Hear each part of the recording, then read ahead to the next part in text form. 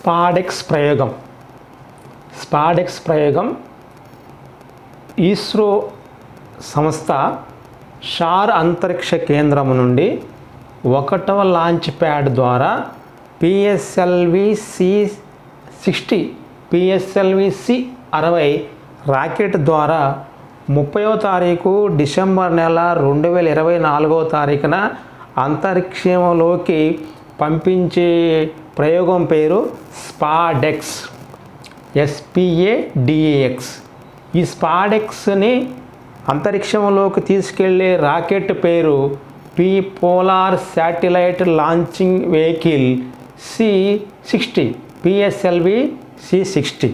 ఈ PSLV-C60 ద్వారా 30వ తారీఖు డిసెంబర్ నెలలో 220 కేజీలు బరువు కలిగిన 2 ఉపగ్రహాలు శాటిలైట్స్, ఇది రాకెట్ PSLV-C60 అనేది రాకెట్.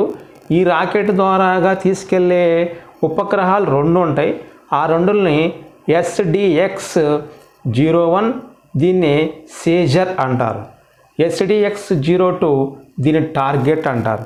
ఈ టార్గెట్ సేజరు SDX-1 SDX-2 220 కిలోగ్రాముల బరువు గల ఈ యొక్క స్పాడెక్స్ అనే ఉపగ్రహాలని అంతరిక్షంలోకి మోసుకెళ్లే రాకెట్ పేరు PSLV-C60. ఈ PSLV-C60 మోసుకెళ్లే ఈ యొక్క స్పాడెక్స్ యొక్క పూర్తి పేరు స్పేస్ డాకింగ్ ఎక్స్పెరిమెంట్. ఈ స్పేస్ డాకింగ్ ఎక్స్పెరిమెంట్ స్పాడెక్స్ తయారీ సంస్థ పేరు ప్రొఫెసర్ యుఆర్ రావు శాటిలైట్ సెంటర్ మరియు అనంత్ టెక్నాలజీస్ మరియు ప్రొఫెసర్ యుఆర్ రావు శాటిలైట్ సెంటర్ వారు తయారు చేసిన ఉపగ్రహం పేరు స్పాడెక్స్ ఉపగ్రహం. దీనిలో 2 ఉంటాయి. ఆ 2 1 2 ఈ ప్రొఫెసర్ యుఆర్ రావు శాటిలైట్ సెంటర్ వారు అనంత్ టెక్నాలజీ వారు కలిసి తయారు చేసిన ఈ ఉపగ్రహం యొక్క ఉపయోగం చంద్రుని పైన పరిశోధనలకు ఉపయుక్తంగా ఉంటుంది. అలాగే భవిష్యత్తులో ఇస్రో జరపబోయే ప్రయోగాలు, ఇస్రో అనే సంస్థ రానున్న కాలంలో భారతదేశం నుంచి సొంతగా మానవ సహిత యాత్రను చేపట్టాలనుకుంటుంది. కాబట్టి అంతరిక్షంలోకి అంటే మరియు అంతరిక్షంలోని ఒక స్పేస్ స్టేషన్ నిర్మించాలనుకుంటుంది. కాబట్టి ఆ యొక్క విషయాలపైన పరిశోధన చేయడానికి ఈ స్పాడెక్స్ ప్రయోగం ఉపయుక్తంగా ఉంటుంది.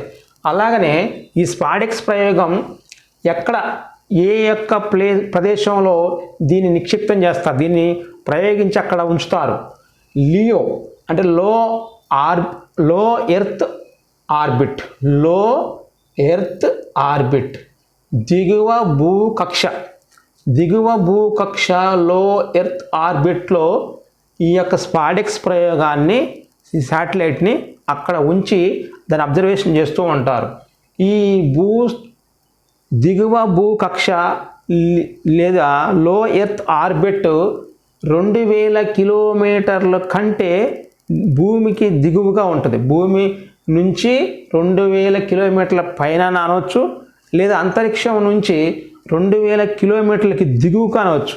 2000 కిలోమీటర్ల దిగువకి ఉన్న ఈ ప్రాంతంలో ఏమేమి మనకు ఉపయుక్తంగా ఉంటాయంటే యాక్సెసిబిలిటీ మరియు కమ్యూనికేషన్, ఇమేజింగ్ మరియు ఇంటర్నేషనల్ స్పేస్ స్టేషన్ మళ్ళీ రిమోట్ ఏరియాస్.